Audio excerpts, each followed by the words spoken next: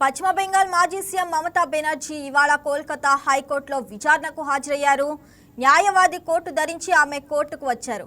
Bengal assembly ఎన్నికల అనంతరం జరిగిన హింసాత్మక ఘటనలపై దాఖలైన కేసు విచారణలో భాగంగా కోర్టుకు హాజరయ్యారు.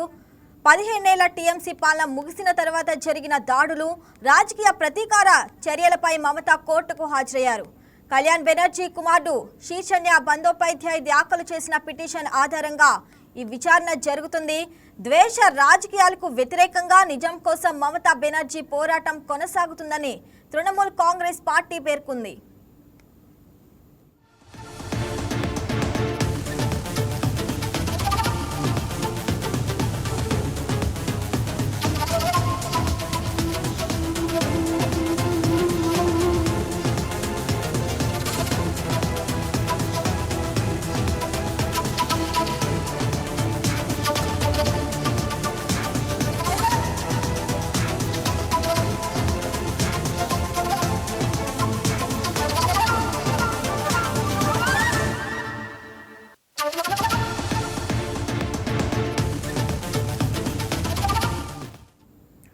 ఎన్నికల తర్వాత పశ్చిమ బెంగాల్లో హింస చెలరేగింది.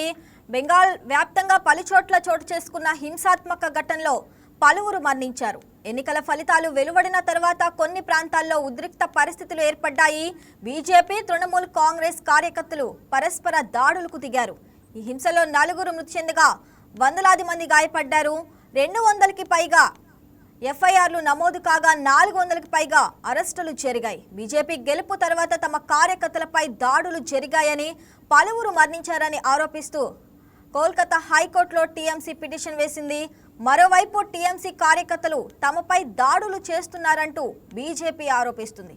ఇదే కేసుకు సంబంధించి మమతా వాదనలు వినిపించడానికి కలకత్తా హైకోర్టుకు హాజరయ్యారు.